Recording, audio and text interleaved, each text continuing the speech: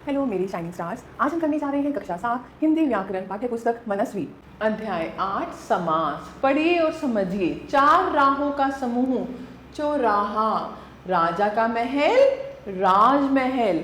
चौराहा और राजमहल समस्त पद हैं। ये समास के उदाहरण हैं। समास का अर्थ है संक्षेपीकरण। यह शब्द निर्माण की एक प्रक्रिया है।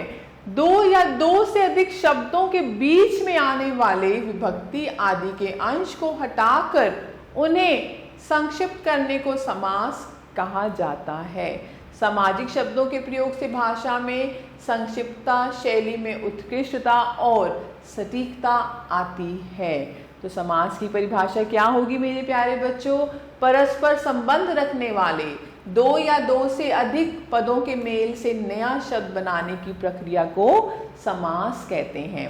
समास विग्रह समस्त पद जिन शब्दों से बनता है वे शब्द उसके खंड कहलाते हैं। जब हम समस्त पद के खंड करके उनको फिर से अलग अलग दिखाते हैं तो इस प्रक्रिया को समास विग्रह कहते हैं।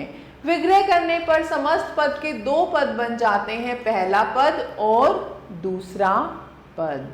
तो आपके पास क्या है? पहला पद है, दूसरा पद है और समस्त पद। घोड़े पर सवार, घुड़सवार। कमल के समान चरण, चरण कमल। देश के लिए भक्ति, देश भक्ति। सेना का पति, सेनापति। तो समास के भेद हैं। समास के 6 भेद होते हैं। अव्ययभावी समास, तत्पुरुष समास, कर्मधारय समास, बहुब्रीहि समास, द्विगु समास और द्वंद्व समास। तो पहला है अव्ययभाव समास। जिस सामाजिक शब्द में पहला पद प्रधान हो, वह अव्यय हो एवं उसके योग से समस्त पद भी अव्यय बन जाए, उससे अव्ययभाव समास कहते हैं। तो हम देखते हैं, ये है विग्रह, ये है समस्त पद, ये विग्रह, ये समस्त पद। क्रम अनुसार यथा क्रम, शक्ति के अनुसार यथा शक्ति। हर मास प्रति मास, अवसर के अनुसार यथा अवसर। इन सभी में प्रथम पद प्रधान है तथा द्वितीय पद गौण है, अतः यहाँ अव्ययभाव समास है। दूसरा हम करते हैं तत्पुरुष समास। जिस समास के समस्त पद का पूर्व पद संज्ञा हो तथा गौण हो और उत्तर पद प्रधान हो, उसे तत्पुरुष समास कहते हैं। इसके विग्रह में कारक चिन्हों का प्रयोग किया जाता है, किंतु समस्त पदों में उनका लोप हो जाता है। जैसे राह के लिए खर्च, राह खर्च। तत्पुरुष समास के भेद हैं 6 भेद। पहला है कर्म तत्पुरुष समास। जिस समास के प्रथम पद में द्वितीय विभक्ति यानी कर्म कारक को लगती है उसे कर्म पुरुष समास कहते हैं। जैसे परलोक को गमन, परलोक गमन। गांव को गया हुआ, ग्राम गत। तो यहाँ पर को है तो इसीलिए ये है कर्म तत्पुरुष समास। ख है करण तत्पुरुष समास। जिस समास के प्रथम पद में तृतीय विभक्ति यानी करण कारक से या के साथ, के द्वारा छिपी हो, उसे करण तत्पुरुष समास कहते हैं। जैसे गुण से युक्त, गुण युक्त। तुलसी के द्वारा किया हुआ, तुलसी कृत। ग संप्रदान तत्पुरुष समास। जिस समास के प्रथम पद में चतुर्थी विभक्ति यानी संप्रदान कारक के लिए या को लगती है उसे संप्रदान तत्पुरुष समास कहते हैं। जैसे गुरु के लिए दक्षिणा, गुरु दक्षिणा। हाथ के लिए कड़ी, हथ कड़ी। अगला है अपादान तत्पुरुष समास। जिस समास के प्रथम पद में पंचमी विभक्ति यानी अपादान कारक से अलग होने के लिए लगती है उसे अपादान तत्पुरुष समास कहते हैं। जैसे काम से जी चुराने वाला, काम चोर। धर्म से विमुख, धर्म विमुख। अगला है संबंध तत्पुरुष समास। जिस समास के प्रथम पद में षष्ठी विभक्ति यानी संबंध कारक का, के, की लगती है उसे संबंध तत्पुरुष समास कहते हैं। जैसे गृह का स्वामी, गृह स्वामी। राजा की माता, राज माता। अगला है अधिकरण तत्पुरुष समास। जिस समास के प्रथम पद में सप्तमी विभक्ति यानी अधिकरण में या पर लगती है उसे अधिकरण तत्पुरुष समास कहते हैं। जैसे धर्म में वीर, धर्मवीर, घोड़े पर सवार, घुड़सवार।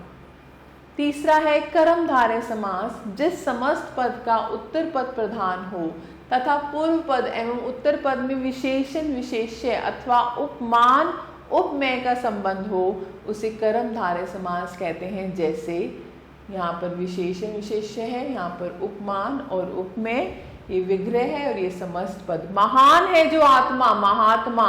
नीला है जो गगन, नील गगन। पीत है जो अंबर, पीताम्बर। यहाँ पर कनक के समान लता, कनक लता। चंद्र के समान मुख, चंद्रमुख।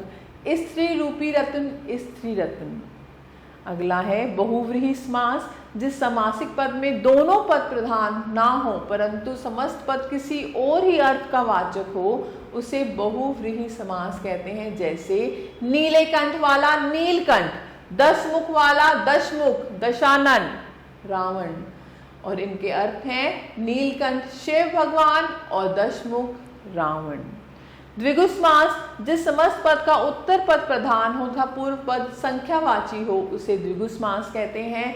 यह समूह का द्योतक होता है। इसके पूर्व पद और उत्तर पद में विशेषण, विशेष्य का अंतर होता है। जैसे 5 तंत्रों का समूह, पंचतंत्र।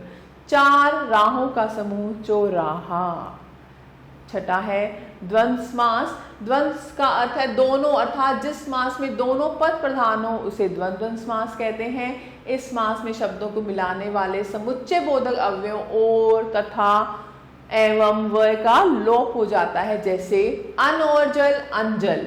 सुख और दुख, सुख दुख।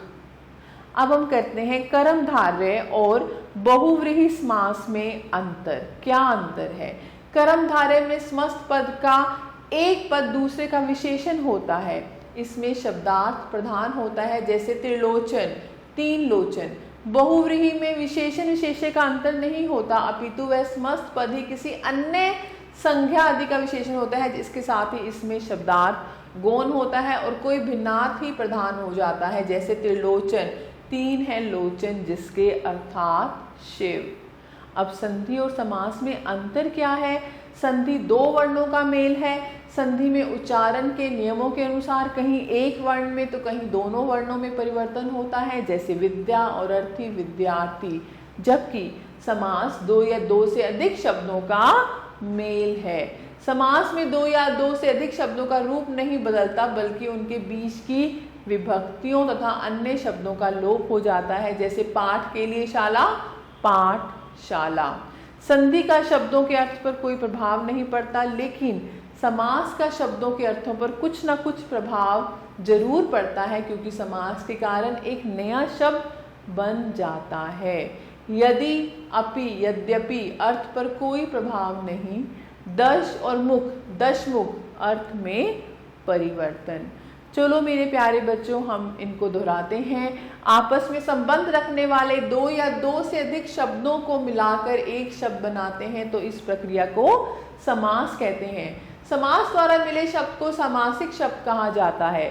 समस्त पद जिन शब्दों से बनते हैं वे शब्द उनके खंड कहलाते हैं। जब हम समस्त पद के खंड करके उनको फिर से अलग अलग दिखाते हैं तो इस प्रक्रिया को समास विग्रह कहा जाता है। समास के मुख्य 6 भेद होते हैं: अव्ययीभाव समास, कर्मधारय, तत्पुरुष, द्विगु, द्वंद्वम और बहुव्रीहि समास। अब आपकी बारी। प्रश्न 1 आप कर सकते हैं। प्रश्न 2 में रिक्त स्थानों की पूर्ति कीजिए, तो इसको भी आप अच्छे से कर सकते हैं। प्रश्न 3 में सही विकल्प पर सही का निशान लगाइए। 2 वर्णों के मेल से बने नए शब्द को हम क्या कहते हैं? संधि कहते हैं। समास के कितने भेद होते हैं? समास के 6 भेद होते हैं। तो आप ऐसे ही इनको कर सकते हैं। प्रश्न 4 में निम्नलिखित विग्रह से समस्त पद और समास लिखिए।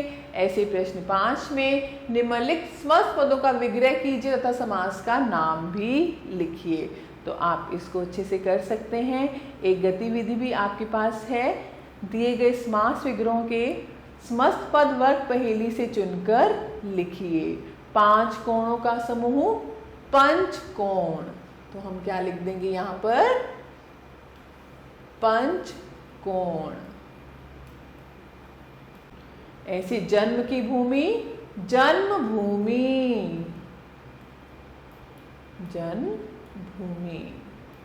मैं आशा करती हूँ आप इसको करेंगे, और अगर आपको कुछ समझ नहीं आएगा तो आप इस अध्याय को फिर से कर सकते हैं। मेरे प्यारे बच्चों, आशा करती हूँ आपको ये सब अच्छे से समझ आया होगा। मैं आपका तहे दिल से धन्यवाद करती हूँ। खुश रहिए, स्वस्थ रहिए।